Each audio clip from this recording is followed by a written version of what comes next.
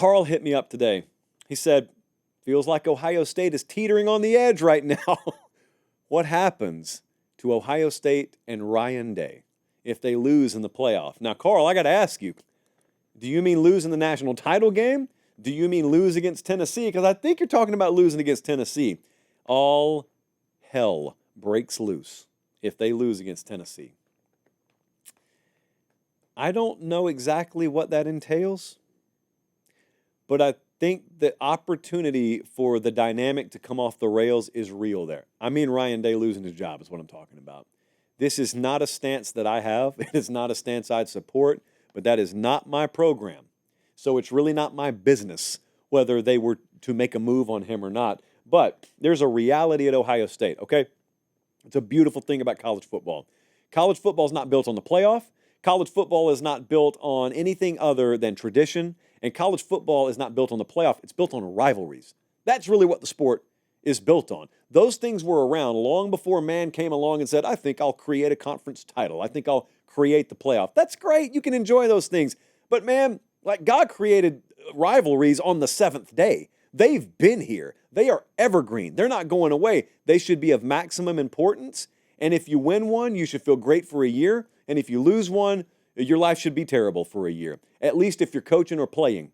If you're coaching for a living, if you're playing, that is a beautiful thing about this sport, but it's a nightmarish thing about this sport. They've lost 4 in a row in that game. And at Ohio State, the reality is to be a success, you got to check more than one box. Some places, they want to win the national title, and if they win one, of course that's a success. At Ohio State, it's about more than that. You got 3 things that you're really asked to do there. You're asked to beat Michigan, you're asked to win the Big Ten, and you're asked to win a national championship. And I would argue it's not necessarily in that order. Like the Big Ten championship's a distant third to me. And you could put the Michigan game and the national title game in any which order you want to, but I am a big believer that they could take the Big Ten title or leave it if you give them the first 2.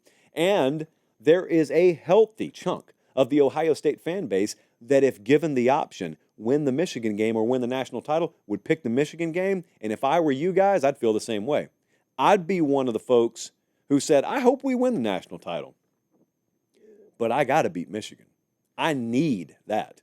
The version of me that will exist in February or April will be impacted. My mood will be impacted. My attitude toward my pet and my family will be impacted based off how we do in that game against the team up north in late November. So they've lost 4 of them. There's an interesting dynamic that's forming around Ohio State and the fan base right now that I've noticed. I'm going to be up there this Saturday. I know the fan base pretty well. I know the people in that building pretty well. There's a talking point, a narrative, which is the most overused word in sports, but there's a narrative that's forming that because they've lost that game 4 years in a row, but they're in the playoff again, some people are trying to discount the impact of the rivalry, and they're trying to minimize its importance, but maximize the importance of the playoff.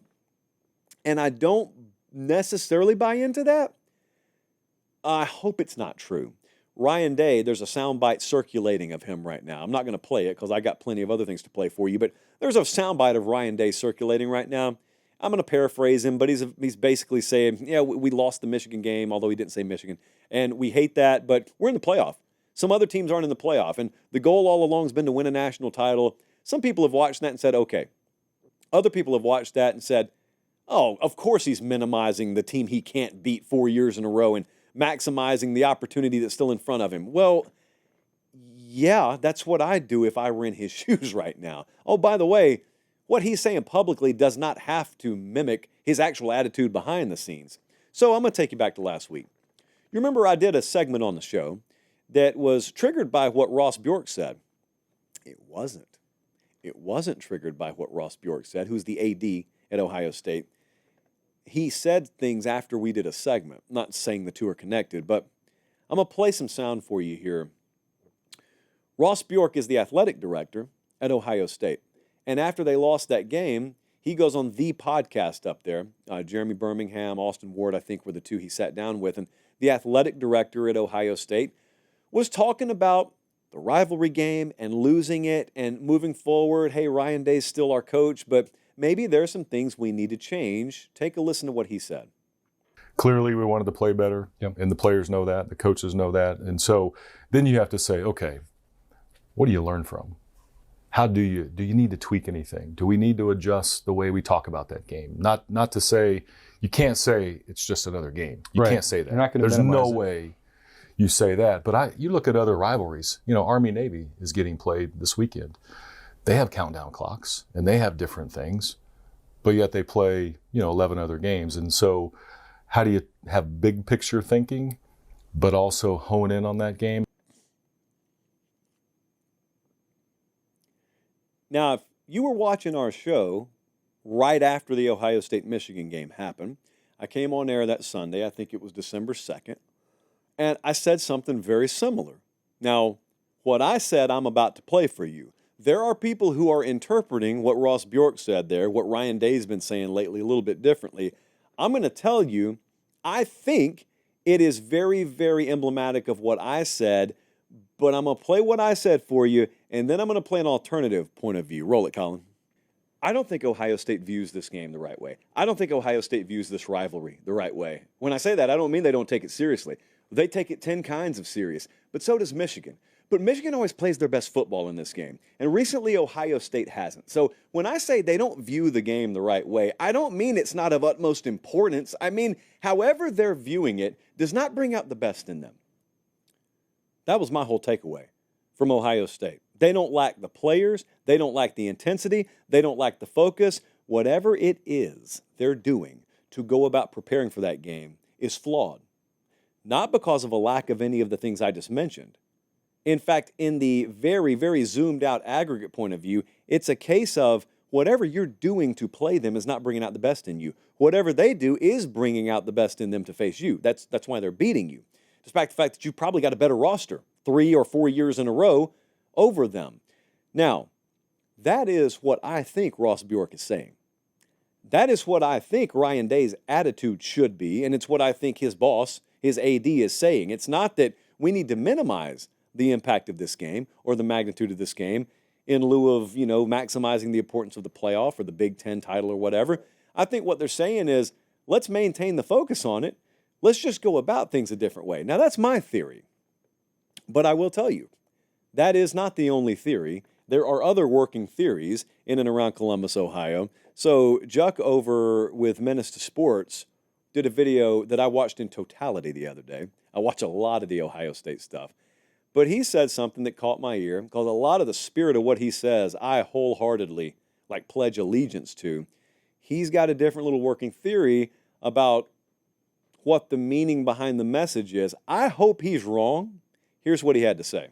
He's 3-3, and you lost your second in a row, or you won 2 in a row and you just lost this one. The reaction is like this because it's 4 in a row. And nothing needs to change about this, in my opinion. This game can always be just as important as it always has. It can mean just as much. And if it is something that gets coaches terminated at Ohio State, I'm fine with it. It is what it is.